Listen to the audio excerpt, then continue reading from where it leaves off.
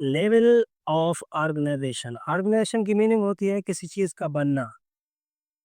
अब हम अगर लिविंग क्रिएचर है और दुनिया में जितने भी लिविंग क्रिएचर हैं उनकी ऑर्गेनाइजेशन, उनके बनने का सिलसिला कैसे होता है। पहला point, atomic level of organisation. Atom को हम पढ़ते हैं केमिस्ट्री में, जिसकी मीनिंग होती है एटमोस।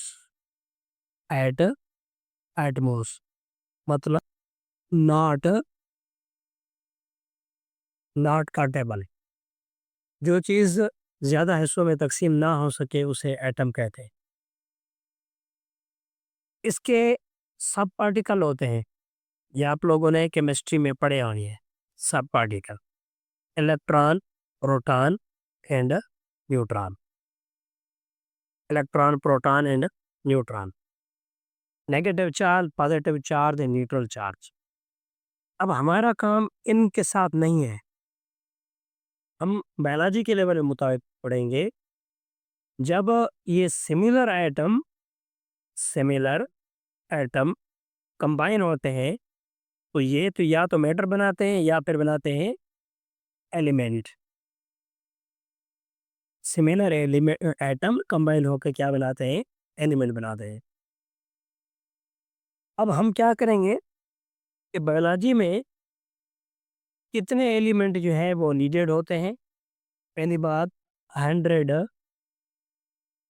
Kinds of elements. 100 किस्म के एलिमेंट ऐसे हैं जो लिविंग ऑर्गेनिज्म के अंदर इस्तेमाल होते हैं। लिविंग ऑर्गेनिज्म उनको नेचुरली अपनी बॉडी में यूज करते हैं। इनमें से 16 काइंड ऐसे हैं एलिमेंट के, काइंड ऑफ एलिमेंट। 16 ऐसे हैं जिनको हम कहते हैं कि ये है वाइटल एलिमेंट। वाइटल एलिमेंट्स जिनका काम बहुत इम्पोर्टेंट होता है लिविंग ऑर्गेनिज्म के अंदर, किसी भी लिविंग ऑर्गेनिज्म के अंदर।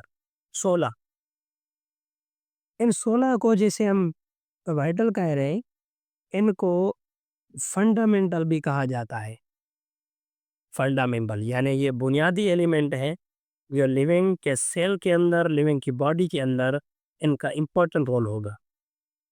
इनमें से जो 6 एलिमेंट है, 6 काइंड के काइंड्स ऑफ एलिमेंट, ये 6 काइंड ऑफ एलिमेंट ये काम आते हैं किसमें, ये बायो मॉलिक्यूल बनाने में काम आते हैं। कौन कौन से 6 एलिमेंट हैं, जिनमें carbon, hydrogen, oxygen, nitrogen, phosphorus and sulphur. अगर इनके तरतीब बनाएंगे तो CHONP&S, ये 6 एलिमेंट हैं। अब हमें तो ये पता है कि लिविंग बायो मॉलिक्यूल में हमें कौन से मॉलिक्यूल चाहिए। हम बायो मॉलिक्यूल में बनाते हैं ऑर्गेनिक मॉलिक्यूल। ऑर्गेनिक मॉलिक्यूल, तो ये 6 मॉलिक्यूल एलिमेंट जो है ये भी ऑर्गेनिक मॉलिक्यूल बनाने में मददगार साबित हो। तो ऑर्गेनिक मॉलिक्यूल की ये शर्त है, क्योंकि हमारा आज का फर्स्ट टॉपिक है एटॉमिक लेवल ऑफ ऑर्गेनाइजेशन। इसके बाद हमारे पास फिर मॉलिक्यूल की स्ट्रक्चर भी आएगी।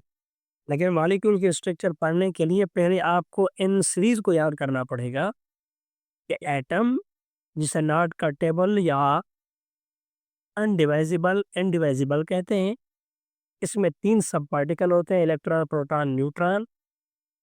सिमिलर एटम जब एक दूसरे के साथ मिलते हैं तो फिर बनाते हैं एलिमेंट। कितने एलिमेंट लिविंग ऑर्गेनिज्म की बॉडी के अंदर इस्तेमाल किए जाते हैं, 100 काइंड्स।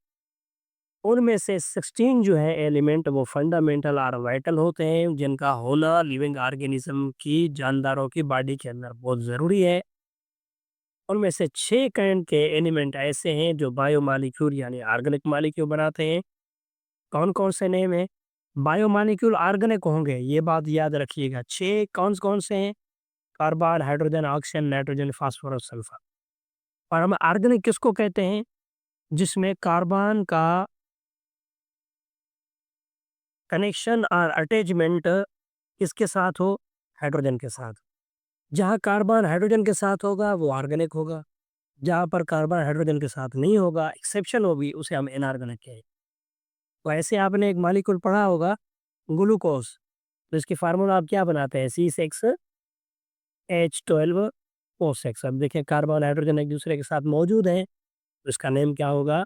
ये हो गए ऑर्गेनिक मॉलिक्यूल। तो पहले इन चीज़ को याद रखें, ये कौन-कौन से पॉइंट हैं। इसके बाद फिर हम मॉलिक्यूलर लेवल ऑफ ऑर्गेनाइजेशन को पढ़ेंगे, फिर सेलुलर को पढ़ेंगे। जितनी लेवल आती जाएँगी हम उनको वन बाय वन डिस्कस करते जाएँगे।